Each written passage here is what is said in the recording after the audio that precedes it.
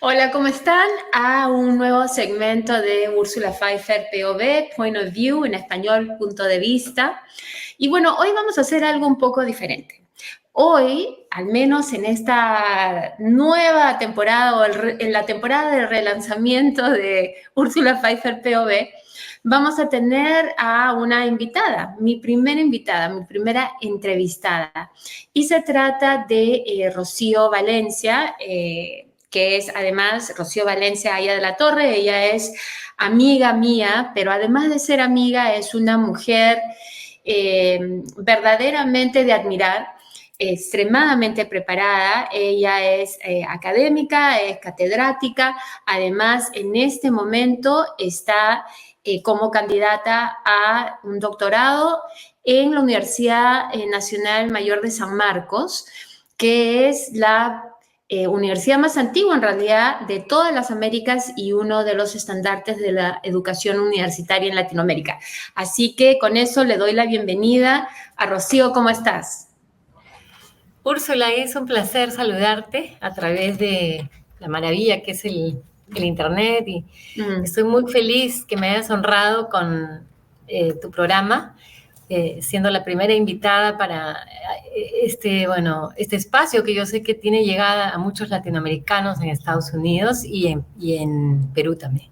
Sí, en realidad ya la Internet nos abre el espacio totalmente al mundo entero. Cuéntanos un poco acerca de tu especialidad. ¿Qué es lo que estudiaste? ¿Dónde estudiaste? ¿Y en qué se centra tu doctorado? ¿En qué se centra tu investigación en torno a este doctorado que estás llevando en la Universidad Mayor de San Marcos?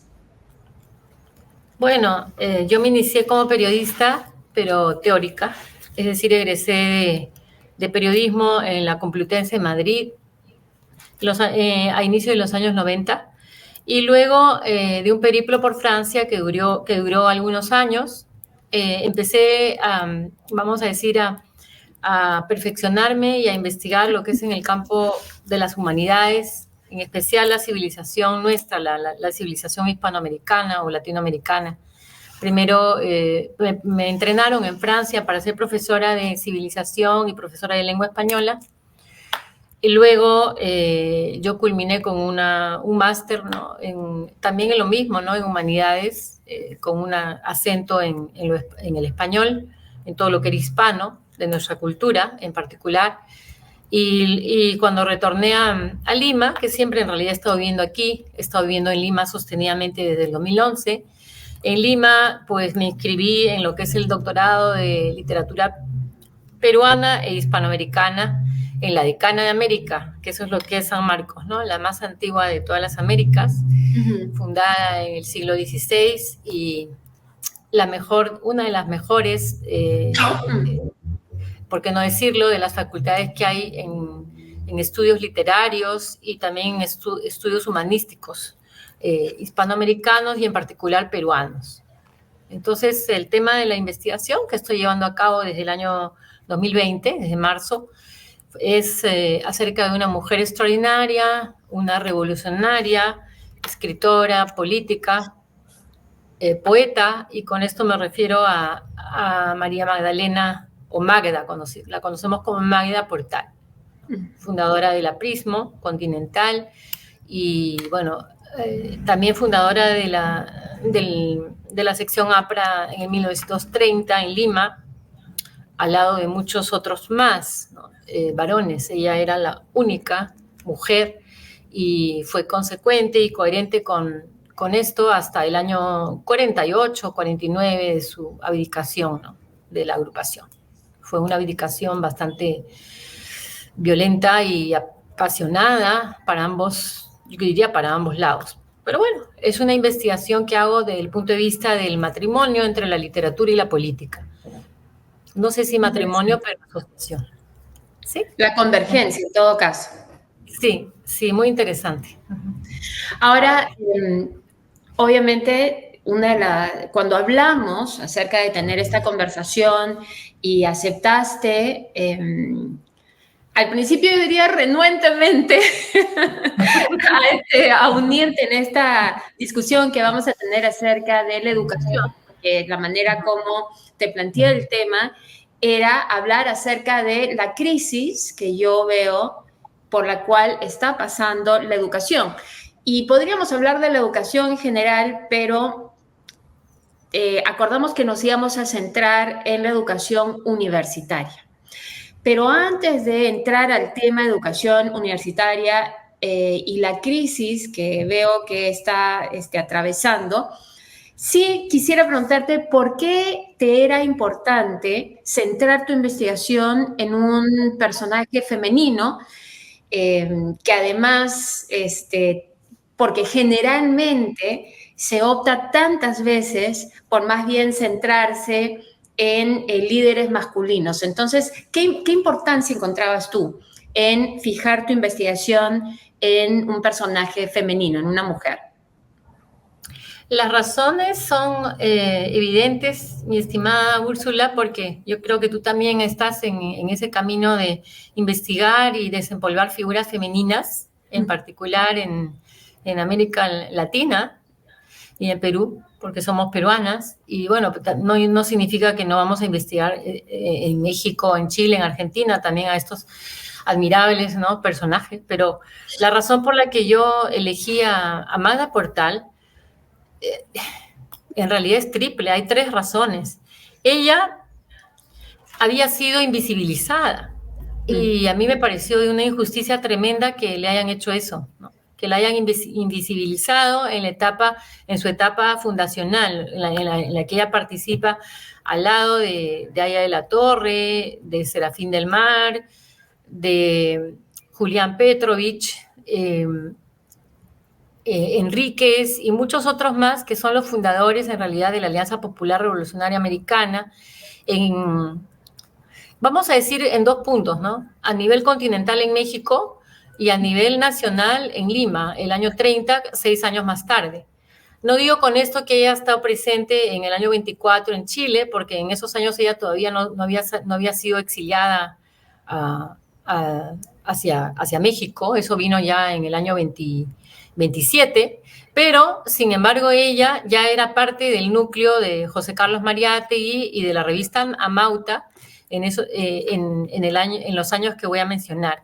Entonces ella sí, a pesar que no estuvo en el año 24, cuando ellos tuvieron el gesto de entregar la bandera indoamericana a los estudiantes mexicanos como símbolo de una futura alianza entre todos los estudiantes de América Latina en pro de la unión o de la unificación de nuestras naciones, ella ya trabajaba, vamos a decir, en lo que era ese pensamiento, esa forma de pensar, ese grito, ¿no?, vanguardista de izquierda, desde el grupo, el núcleo Amauta, y en esos años Amauta y Mariátegui trabajaba también a nivel intelectual con Aya de la Torre y con el Grupo de México, y no había ninguna fisura entre ellos. La fisura entre ellos y el gran distanciamiento data de mayo del año 1928. Pero en el interín ya Magda y Serafín del Mar, porque ambos son poetas, ya habían trabajado en pro. Entonces, vuelvo a la pregunta que me hiciste. ¿Por qué la elegí? Porque ha sido invisibilizada injustamente por la historia oficial, debido a su pasado aprista, y número 2, porque es poeta y yo soy poeta. Y entonces me llamaba la atención sobremanera cómo una poeta, ¿no?, con ese grado de sensibilidad puede haber soportado los embates de la persecución terrible y feroz que sufrió bajo Sánchez Cerro, haber sido encarcelada, haber sufrido 500 días. Claro, y para los que no son peruanos, solamente aquí quisiera, antes de hacerte una repregunta, quisiera especificar por el gobierno de turno, ¿no? Exacto. Ella sufrió pues la persecución de Sánchez Cerro a su retorno del exilio a Lima, y fue encarcelada en el año 35, en agosto, si no me equivoco, fue el mes del año 34, perdón. Y esto sin ningún tipo de juicio previo, no se le dijo la razón por la cual estaba encarcelada, se le puso inmediatamente en estatus de incomunicada en la cárcel de mujeres, que era la cárcel Santo Tomás. Y en ese momento ella tenía una hijita, ¿no? Ya la niña Gloria, Gloria Bolaños, hija del único matrimonio que tuvo Magda cuando era muy jovencita, se queda sin papá y sin mamá, porque a la figura paterna que ella conocía, que era el poeta Serafín del Mar, lo encarcelan en el año 32, a Magda en el año 34, con lo cual la niña no tenía ni papá, ni padre, ni madre, y tenía que ser recogida por los abuelos. Entonces, a mí me llamaba mucho la atención, vuelvo a tu pregunta, cómo una mujer artista, poeta, ganadora de los Juegos Florales de Poesía de San Marcos en el año 1923, además una mujer que no aceptó recibir el premio de manos del entonces dictador, que era Leguía, se había perennizado ilegítimamente en el poder. Ya sabemos que Leguía, ¿no? El presidente Leguía, no aceptó recibir el premio. Fue la ganadora de esos Juegos Florales, ella no acepta. Al momento de la ceremonia, rechazó recibir el premio porque él era un dictador y ella había protestado junto con los estudiantes en contra de Leguía. Entonces, ¿cómo? Ha venido. Entonces no quiero recibir ningún premio. Se retira. Después ella repasa un poco los pasos de su vida porque sé que no la conocen. Hasta ahora está invisibilizada, pero esa es Magda Portal. Ahora, una acotación más antes de tu siguiente pregunta. En Estados Unidos sí se le conoce a Magda Portal y se le conoce cada vez más aquí en el medio literario y también humanístico peruano, limeño en particular. ¿Por qué? Gracias a su primer biógrafo, que es un estadounidense de nombre Daniel Reedy, que vino a estudiar y a conocer la trayectoria de esta mujer en Perú en fines de los años 70, inicio de los 80. Llegó a conocerla en persona. Ella muere en el año 89 y ya Daniel Reedy tenía todo recopilado para publicar el libro que es Obras completas de Magda Portal, ¿no? Que es una recopilación de justamente toda su obra.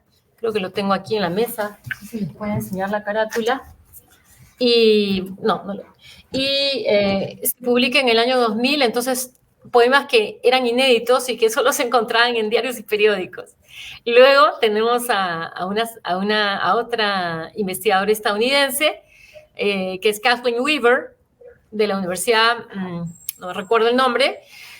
También ella publica la primera, vamos a decir, biografía comentada, un poco, sí, una biografía literaria sobre Magda Portal, en un libro en inglés que sale en el año 2009.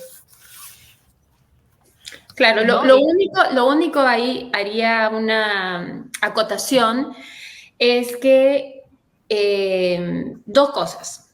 Lo primero es, ¿qué cosa es invisibilizar? Entonces, eso es lo primero que creo que vamos a compartir para todos, y básicamente es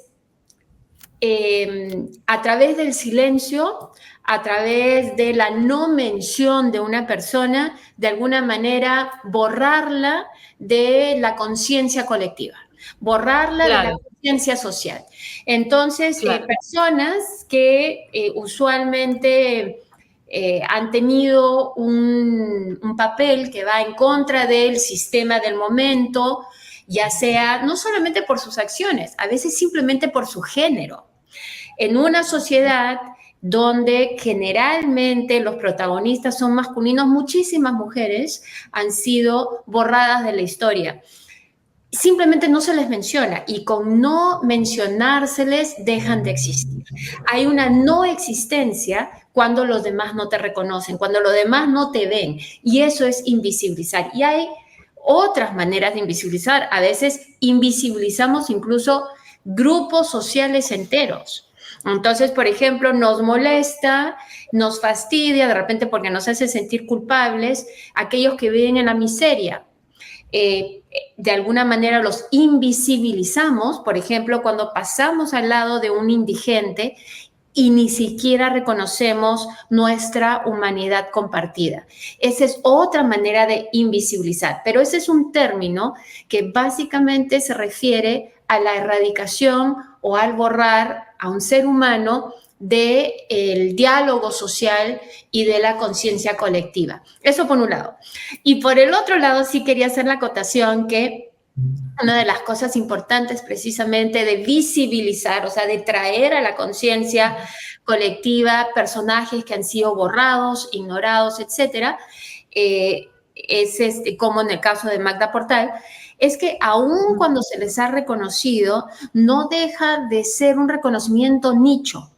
Y si bien, Rocío, es cierto que hay algunas publicaciones, pocas, en realidad unas cuantas, un par, tres publicaciones, una de Duke University, hay otra en la Universidad de Pensilvania, en fin, son muy puntuales y no es que estén, o sea, ya de por sí en Estados Unidos, por una cuestión de mercado, por una cuestión simplemente de números y de población, las identidades peruanas no están necesariamente tan visibilizadas.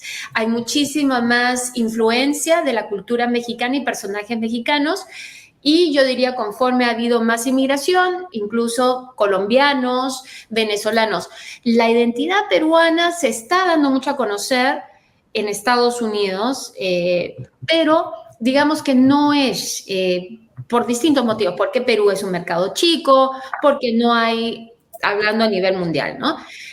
Porque no hay tantos peruanos comparativamente hablando en Estados Unidos, etcétera. Y además, si a eso sumamos la corriente ideológica de Magda Portal, la mayoría de trabajos que se han hecho ahí en Estados Unidos están muy reducidos a un número pequeño de lectores, y además con el adicional de que con justa razón, se le relaciona con aquel sueño revolucionario de Perú, con lo cual en un país donde la corriente principal, dominante, es capitalista, obviamente pues hay aún menos apertura para ese tipo de narrativas. Entonces, tomando eso, supongo que entre líneas puedo entender que de alguna manera lo que querías, y esto es un poco de información para los que nos están viendo, lo que querías era revisitar un partido político o enaltecer un partido político con el cual tienes además no solamente ataduras, tienes incluso ataduras familiares, ¿no? Lazos familiares, y un personaje que merecía salir a la visibilidad nacional en el Perú, sobre todo, pero yo diría que a nivel mundial, que se había borrado, se había invisibilizado. Por favor, dime si estoy correcto. No, no es así. Disculpa que te contradiga así francamente, pero en realidad no, estás más o menos tibio, pero en realidad no hemos dado en el clavo todavía, querida, pero es porque no hemos podido conversar del tema. Me alegra que esta sea un espacio, una oportunidad para poder no solamente hablar de este tema, sino el tema tan importante de la educación superior, que es un tema importantísimo. Ella fue una autodidacta. Además es una mujer consecuente. Ella se salió más bien del Partido Aprista Peruano en el año 40, a fines del año 48 como consecuencia de la sublevación, de la fallida sublevación del 3 de octubre del año 1948 del partido al que ella perteneció durante 20 años. No la escogiste en ningún momento por el papel que cumplió en los inicios del partido. O sea, eso no, la razón es que, no, la razón casualmente es, mira, ese viraje de ella, porque ella cuando se salió ella renunció, abdicó y además acusó, no olvidemos que tiene un libelo publicado que se titula Quienes traicionaron al pueblo, donde ella condena a toda la cúpula del APRA de entonces. No, yo no la elegí a ella porque ella perteneciera al APRA, y porque el APRA haya sido el movimiento continental y el partido que encabezó mi tío abuelo Víctor. Ahí me equivoqué. Esa no es la razón, no. La razón es porque es una mujer completamente fuera del ordinario, por lo atrevida, por lo brillante, por lo rebelde y revolucionaria. Yo admiro esos valores en una mujer. Yo creo que hay que romper esquemas y hay que atreverse a decir que no. Ella le dijo en ese momento que no a toda la cuadrilla de hombres que conformaban el Comité Ejecutivo Nacional. Y ella era la única mujer que se sentaba junto con otros 13 más en el Comité Ejecutivo Nacional. Porque no olvidemos que como estuvo en los inicios, pues durante 20 años ella dirigió, mejor dicho, lideró el comando femenino nacional del APRA y peinó no una, sino varias veces el territorio nacional con sus campañas de alfabetización y sus campañas de concientización de un feminismo auténtico, Sí. auténticamente aprista, que es el feminismo que ella propugnaba. Un Sí. feminismo que se parecía al feminismo de Flora Tristán, era casi igual, idéntico, sino que desarrollado de una manera, bueno, Y creo que es contextualizado al siglo XX, ¿no? El creo feminismo que es ya de... importante notar que además su actividad política se da 30 años antes de que se le dé el derecho a voto a la mujer en el Perú. Por La supuesto, eso es... mujer en el Perú recién gana derecho a voto, es decir, a poder elegir a sus representantes y participar, obviamente, de la política en 1955. O sea, de lo que estamos hablando es 30 años antes, obviamente, del inicio y de este movimiento. Entonces, nada, felicitaciones, Rocío, con tu investigación. Me imagino que la idea es que derive en un libro. ¿Es esa tu Claro, por objetivo? supuesto. Hasta el momento hemos sido visitados por 2 estudiosos estadounidenses y cuyas obras se han hecho conocidas en la vitrina internacional, ¿no? Que son Daniel Reedy y Kathleen Weaver. Son estadounidenses los dos, pero yo pienso que había que dar el salto cualitativo y que ahora una persona, Totalmente. vamos a decir, de la propia fuente, del mismo país, es más, ligada por lazos sanguíneos al mismo fundador de este Y partido, conocimiento, además, su palabra y profundo, ¿no? reinvestigar a Magda, porque Magda ha sido abrazada y ahora es enaltecida, vamos a decir, desde muchos foros. Y el que menos ha sido el foro aprista, porque en el APRA no la quieren, no es que se fue. En la cultura popular aprista nadie la quiere porque se fue, sí o no que se fue, considerada una traidora. Entonces ella se fue. Pero yo estoy dando, como repito, un salto cualitativo al querer rescatar esa figura y yo creo que revalorizarla, no solo para los apristas que no la han investigado y estudiado bien debido a sus decisiones del año 48, pero que deberían, porque en este caso estamos ya no ante a una aprista, no, debemos mirarla como un personaje universal, que claro. yo creo realza a la mujer en todas sus acciones, en la consecuencia, en su lealtad, En la valentía, hasta la forma en que nuevamente muere. estás hablando de alguien que luchó por tener una voz cuando todavía oficialmente a la mujer no se le daba una. Entonces, ella, claro, ahora yendo a lo que acabas de tocar, el punto del derecho al voto, ella estuvo en las primeras reuniones con la primera célula aprista del año 32 para llevar a ese primer proyecto de constitución que fue la constitución del 33, el voto irrestricto y universal para todas las peruanas. Lo que ocurrió fue que en el lapso del tiempo, porque recién hemos conquistado el voto, el año 56, cada vez se fue haciendo más humilde la petición y la voz se fue acallando hasta hacerse... 55, bueno, al final aceptábamos, pero con limitaciones y con condiciones el voto, porque es que éramos tan conservadores que si no lo presentábamos así el proyecto, nos lo iban a rechazar y finalmente el Partido Comunista presentó un proyecto de más avanzada y más potencia que el nuestro y nos fuimos quedando atrás a pesar de haber sido, y yo digo, me incluyo porque yo también soy de ideología aprista, nos fuimos quedando pues como en realidad como el segundo, ¿no? El segundo en la carrera, porque al final se terminó aprobando el voto a la mujer durante el gobierno de Odría y se optó por yo creo que la propuesta más avanzada fue la de los comunistas, ¿no? La de los socialistas. Me parece que fue todo un caminar, o sea, fue un poco como de parte de Magda Portal, bueno, ella en realidad sí fue consecuente hasta el final. Los hombres fueron del partido quienes le convencieron de que se fuera aminorando y empequeñeciendo, ¿no? La protesta y el reclamo, que solamente las mujeres casadas, ¿no? Y que las mujeres que trabajaban podían votar. Pero no olvidemos, yo he revisado, ¿no? Los archivos, que al comienzo la petición de ella fue total. Entonces, el feminismo de Magda Portal, a ella la equiparan, de hecho, quienes la estudian, le han puesto el sobrenombre de la pasionaria, ¿no? Es la pasionaria peruana. no solo por los reclamos que hace, es la forma en que escribe, ¿no? Tiene una forma muy particular de hacer poesía social y proletaria.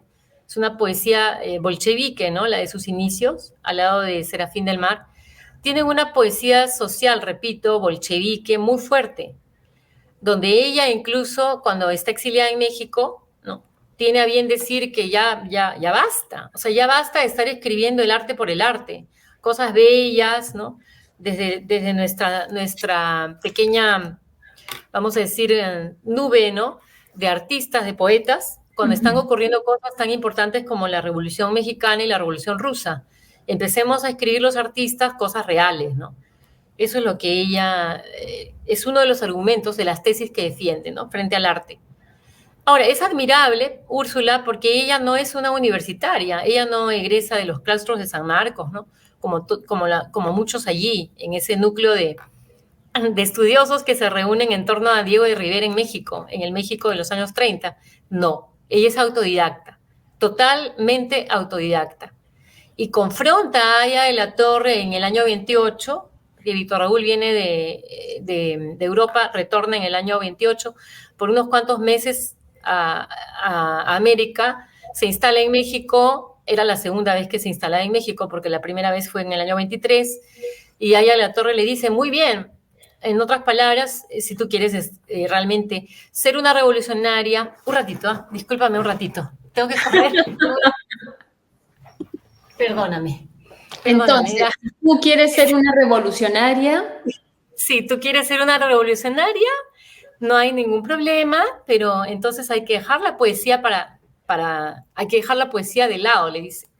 Entonces dedícate a estudiar economía política y deja la poesía de lado, porque si vas a ser una revolucionaria, es lo que le aconsejaba a todos los que caminaban con él, es estudiar economía política. Ella toma entonces en ese momento el manuscrito de Ánima Absorta y lo arroja al río. Increíble, ¿no? ¿Cómo puedes deshacerte de tu obra, o sea, tu obra artística? Ella estaba con el manuscrito en la mano, seguro tenía la intención de publicar. Bueno, creo que dice que tanta influencia en ese momento tenía Víctor Raúl Aya de la Torre sobre ella. Entonces, sí. O sea,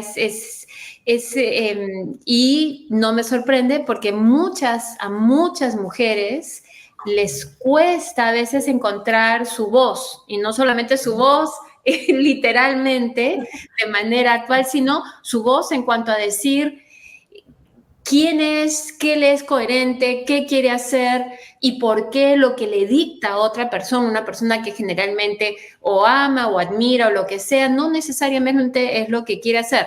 Lo único que sí puedo decir es de que nos ha secuestrado gustosamente nos ha secuestrado este segmento, porque en realidad íbamos a hablar de la educación, como dijimos, pero claro, tenía que preguntarte sobre tu investigación y me parece muy interesante además, y que de alguna manera, quizás, Rocío, vamos a tener que hacer la conversación de la educación en otra oportunidad, pero sí quiero que pensemos en algo importante, y esto lo digo para todos los que están viendo. Muchas veces desacreditamos a aquellos que no llevan una educación institucionalizada, es decir, a través de una institución. Y lo que siempre, al menos desde mi perspectiva, estudiar en una institución lo que te da es una metodología y te da una dosificación que de alguna manera ha sido organizada y ofrecida como una pauta de exploración a través de cursos, a través de tiempos límites, tanto para el estudio como para la entrega de trabajos, etc. Es una manera de estructurar una investigación en cuanto a conocimiento. Eso no quiere decir que aquellos que hacen su exploración y adquieren conocimiento a su propio estilo tengan menos mérito. Por supuesto que la diferencia, supongo yo, es que hay una certificación que supuestamente valida un nivel de exploración, de investigación y de trabajo que responde a ciertos criterios. Dicho eso, cuando hablemos de la crisis de la educación universitaria, una de las cosas que me imagino, Rocío, estarás de acuerdo conmigo, es que hoy por hoy esos estándares no son homogéneos, que hay instituciones académicas, universitarias de distintos países que no necesariamente tienen como prioridad la calidad de la educación que imparten en sus alumnos y donde se ha ido perdiendo hasta cierto punto, en algunos casos, los objetivos educativos para ser reemplazados muchas veces por objetivos financieros. O sea, la educación hoy por hoy es visto como un negocio. Pese a ser instituciones supuestamente sin fines de lucro, no es el caso. Para muchas instituciones el objetivo final es precisamente recaudar fondos con distintos fines y a través de los alumnos, sin necesariamente siempre dar las cuestiones, digamos que la contraparte educativa de la calidad que debería esperar el alumno. Pero, ¿qué te parece si desde ya te comprometo para que hablemos acerca de la educación solamente en un siguiente encuentro? Porque me habías regalado 30 minutos y increíblemente ya nos hemos pasado. No te preocupes, más bien cómo fluye tan fácil la conversación provoca quedarse una hora, no hay ningún problema. Sí, yo retomo todos los puntos que mencionas, Úrsula. En primer lugar, la figura de Magda, como bien viste, no es una figura solo del ámbito que interese solo a peruanos, porque como bien acabo de mostrar, ellos, este puñado de jóvenes que son conocidos como los jóvenes de la generación del centenario, también conocidos como la generación de 1920 en Perú, han tenido una presencia a nivel de toda Latinoamérica, porque ellos habían formado una red de secciones, una en París, otra en Buenos Aires, en Bolivia, en Santiago de Chile, en México. Entonces eran conocidos a nivel continental y se movían con todo lo que se conoce como la vanguardia literaria y la vanguardia de izquierda revolucionaria y artística latinoamericana. Entonces, ellos escribían, por ejemplo, todos en Repertorio Americano, que es una revista costarricense. Todos iban, vamos a decir, cuando estaban de exilio, vivían en la casa de todos. Ellos eran amigos, tenían una red, entonces se alojaban unos a otros en tiempos difíciles, se conseguían trabajo unos a los otros cuando estaban deportados. Esto tiene que interesar, entonces, personajes como como el de Magda Portal. En otra oportunidad hablaremos ya de cómo fueron los exilios de Luis Alberto Sánchez, que es un personaje muy, muy curioso también. Tienen que interesarnos a todos los mexicanos, porque son personajes que han vivido pequeños lapsos de tiempo, 5 años, alrededor 3 años, 5 años, a veces más, en todos los países, en todas las capitales de toda América Latina. Y esto ha ocurrido entre el año 23 y vamos a decir el año 40 y después del fallido, ¿no? De la fallida sublevación del 48, me imagino que hasta inicios de los años, sí, hasta el año 57, han estado exiliados y desperdigados por toda América Latina, estos señores que no solo eran apristas, sino eran del movimiento, en México le llaman la Internacional Indoamericana, eran de la Internacional Indoamericana, ¿ya? Mi padre entre ellos, por ejemplo. Ya, entonces vamos a quedar pendientes de otra reunión, otra conversación. Sí, claro que sí.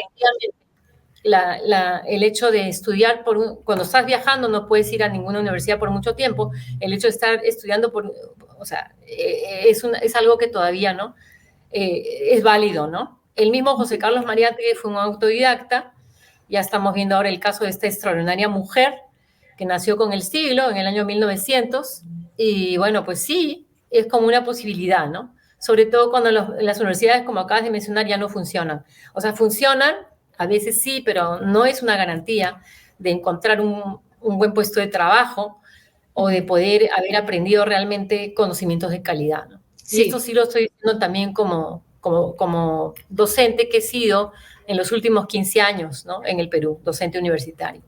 Sí, lo digo que estoy un poco decepcionada, bastante preocupada que el sistema haya cambiado hasta tal punto que la misma Constitución, al menos en mi país, dice que sí, ahora las universidades son con fines de lucro también. Es algo que a mí, realmente a todos nosotros... Y así lo diga la ley o no lo diga la ley, hay un componente, una presión muy fuerte, aún para aquellas que supuestamente no se constituyen con fines de lucro, sí hay una presión muy fuerte, obviamente, por un tema simplemente de presupuesto.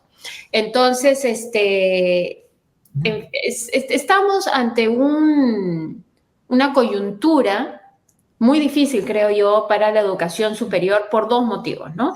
Uno, porque efectivamente la manera en que el mercado laboral está cambiando. Por un lado, como en países como el Perú, donde tienes el 85% aproximadamente de la población económicamente activa fuera del sistema formal. O sea, eso ya implica que si estás fuera del sistema formal, que eso suena muy misterioso, pero en realidad lo que significa eso es que eres emprendedor, tienes una pequeña empresa que de repente da servicios, pero que tu actividad económica poco anclaje va a tener precisamente en conocimientos universitarios. Si no, va a ser otro tipo de conocimientos los que te van a permitir dar esos servicios. Eso por un lado. Y aún en países como Estados Unidos, por ejemplo, donde te encuentras con una coyuntura en que la industria está virando hacia trabajos que no necesariamente requieren de habilidades que uno recoge en la universidad.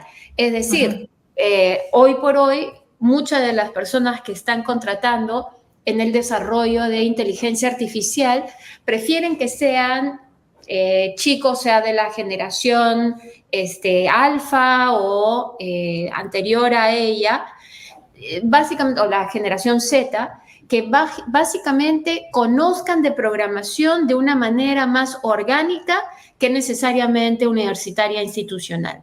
Entonces, ¿de qué te sirve hacer incluso un doctorado en ciencias de la computación o ciencias de la programación cuando va a haber una persona que de repente, desde ya, con la justa haber terminado la secundaria, ya tiene un conocimiento casi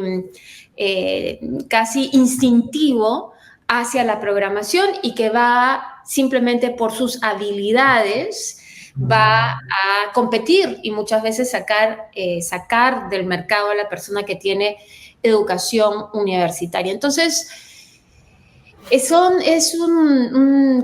una coyuntura, creo yo, que obviamente tiene un componente económico, tiene también un componente en cuanto al sector laboral y tiene un componente también, y solamente voy a decir una cosa que era mi primera pregunta y con la cual vamos a arrancar nuestra exploración cuando nos reencontremos, que tiene un componente además ideológico. Y cuando me refiero a ideológico, me refiero a que hay intereses políticos e ideológicos de por medio que también explican la situación de nuestra educación actual, comenzando por la satanización de este concepto de pensamiento crítico que cuando te dije, Rocío, inicialmente, ¿no? Falta pensamiento crítico, me acuerdo que me dijiste, yo estoy totalmente en desacuerdo del pensamiento crítico. Y yo te dije, ¿pero cómo?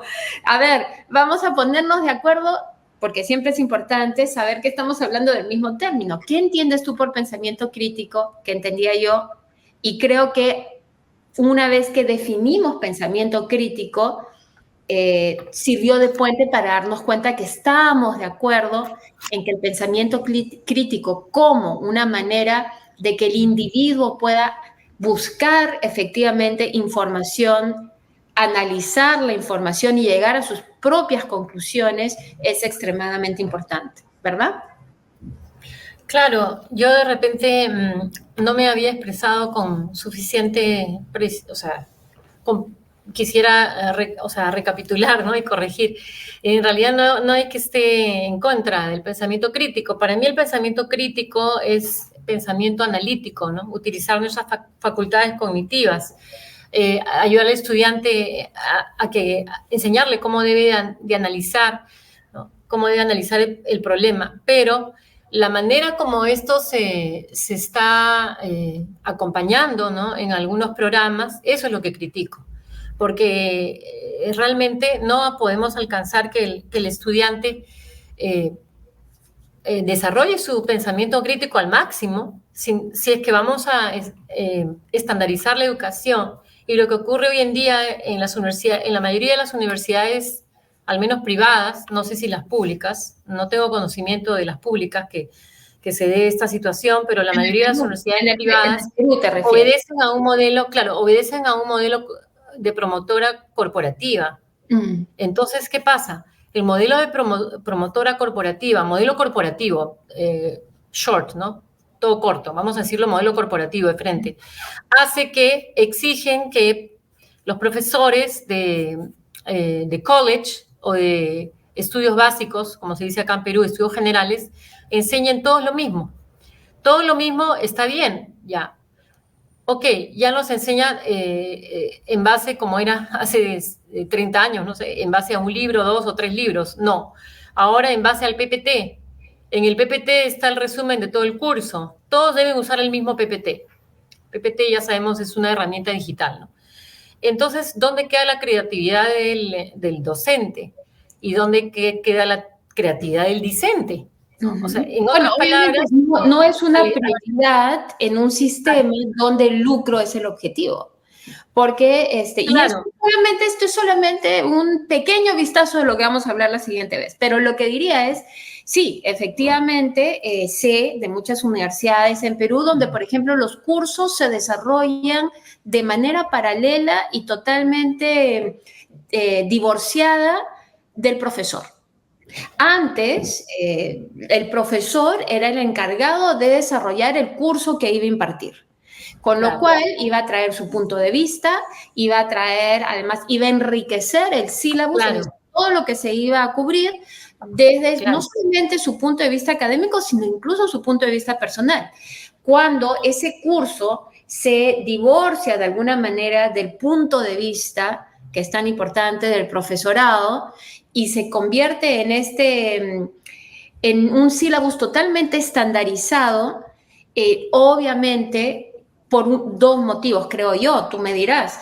Por un lado, porque lo que buscan en realidad no es la calidad necesariamente en el profesorado, o sea, están buscando muchas veces un profesorado que les resulte más barato, porque nuevamente lo que quieren es mayor margen de ganancia. Entonces, también es quien se presta a eso, yo entiendo, o sea, en un país donde el 15% de la población, aproximadamente un poco más, un poco menos, es parte del sistema formal, entre ellos los profesores, de la economía, obviamente tu poder de negociación como profesor y decir esto no va conmigo no es tan fácil, ¿no? Mira, el profesor se ha proletarizado en Perú, ya no es equivalente a un profesor de hace un siglo o ni siquiera de hace medio siglo, porque ¿quién lo ha proletarizado? Lo ha proletarizado el sistema. El sistema está hecho, como bien mencionas, para llenar esta necesidad de lucro. Sí, mira, ¿a qué te refieres con ese término? ¿Qué es lo que estás describiendo? ¿Por qué dices que Voy a hacer una antesala, si me lo permites, ¿puedo? Sí, claro.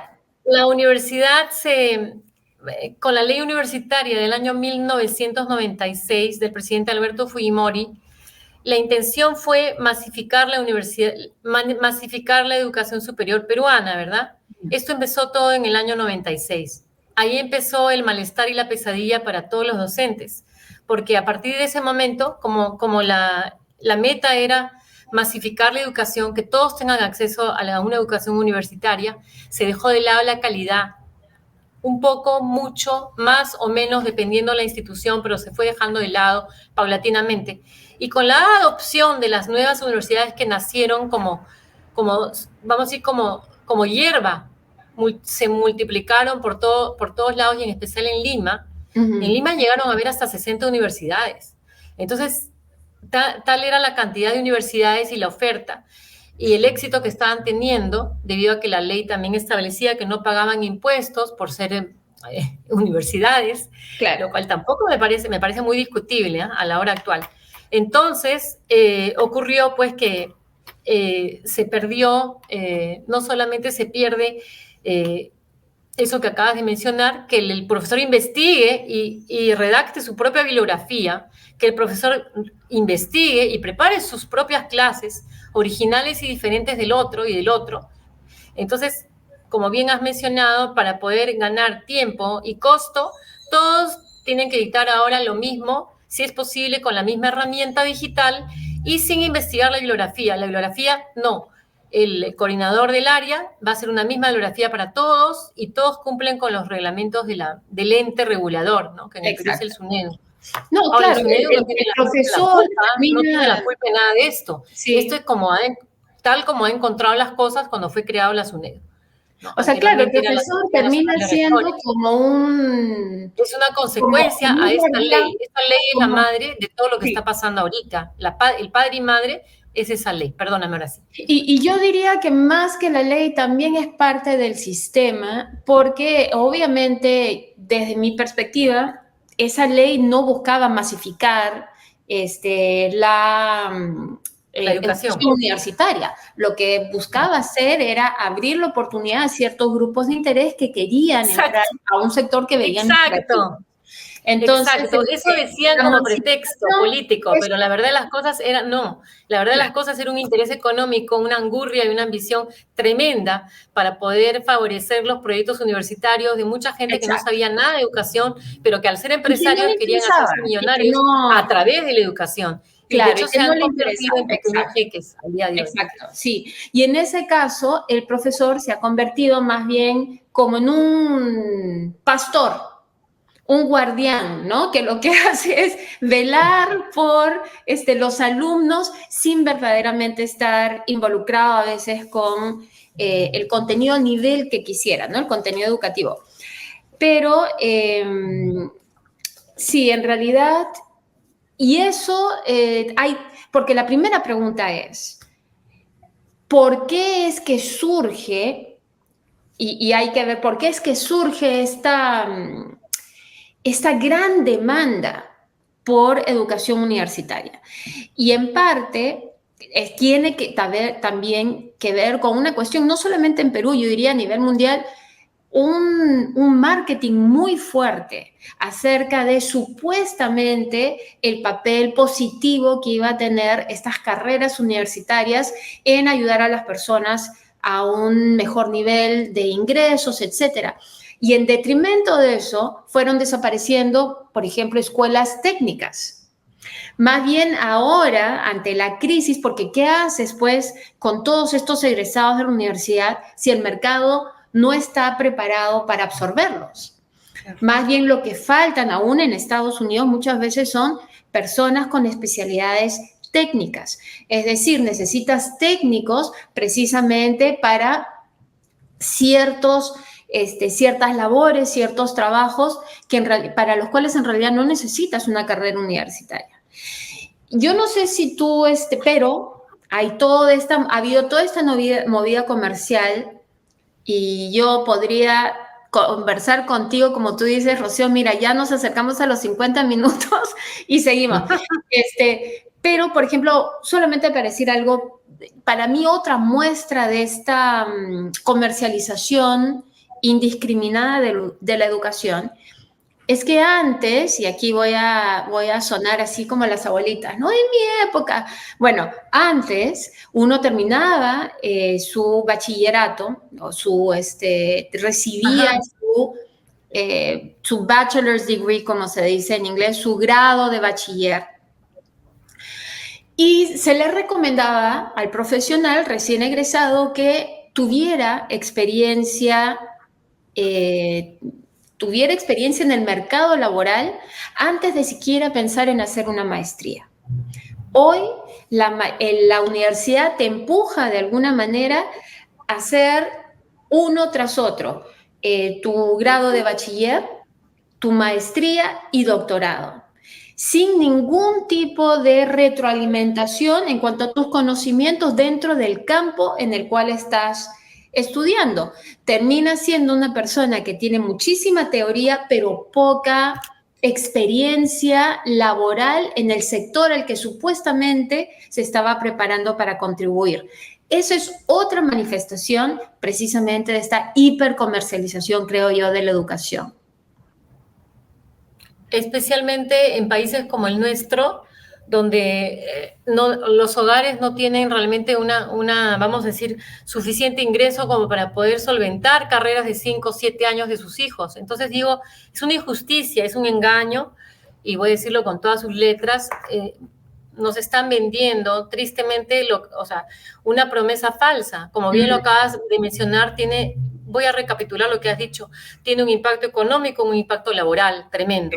Y luego las dos razones, voy a repetirme en este momento, las dos razones por las cuales la educación está en crisis sería, o está cuestionada, no crisis, no digamos para ser tan pesimistas, pero requiere ser cuestionada y reorientada.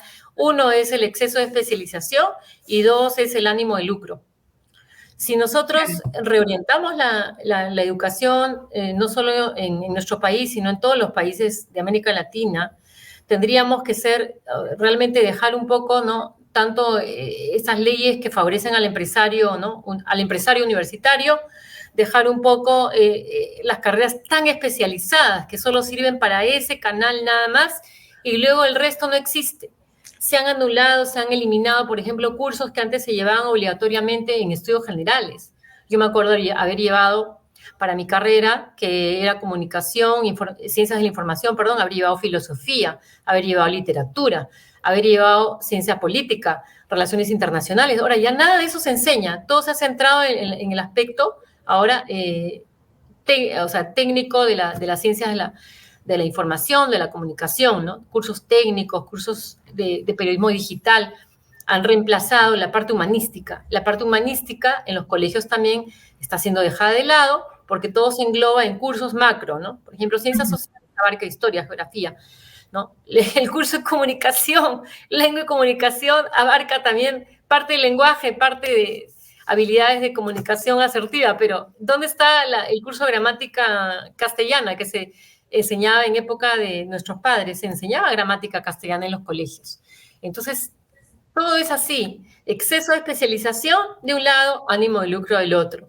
Y al final, la necesidad de que los filósofos de la educación repiensen, ¿no?, este tema tan importante, no solamente en nuestro medio, sino que imagino que en Estados Unidos también, ¿no?, donde tienen muchos mayores recursos. Pero es importante que no nos engañen, porque aquí, la verdad, como bien mencionaste, aquí la mayoría de la gente trabaja fuera de la economía formal, un 80%, y no es justo que los pocos ahorros que tienen se inviertan en algo que no les va a resultar en un trabajo que los va a poder sostener a ellos y a sus familias. Así es, así es. Bueno, pero vamos a seguir con este tema en un siguiente encuentro, definitivamente. Me has regalado prácticamente 25 minutos más de lo que habías estimado, con lo cual estoy extremadamente agradecida. Rocío, muchísimas gracias. Vamos a coordinar ya fuera de este espacio nuestra siguiente cita y me ha encantado conversar contigo y todo lo que nos has compartido y además con tanto conocimiento, detalle y pasión sobre tu trabajo actual y tu investigación. Muchísimas gracias. Bueno, ha sido para mí un placer. Estaré pues retornando toda vez que tú me invites y yo pueda, con los tiempos que tengo y manejo, que hasta diciembre son bastante cortos por el tema del doctorado, que justo culmina en diciembre. Pero ha sido un placer, de verdad, que me acerques a tu público a través de tu programa, que me parece extraordinario, muy informativo y científico, y te agradezco. Muchas gracias, Úrsula. Y nos vemos la próxima vez.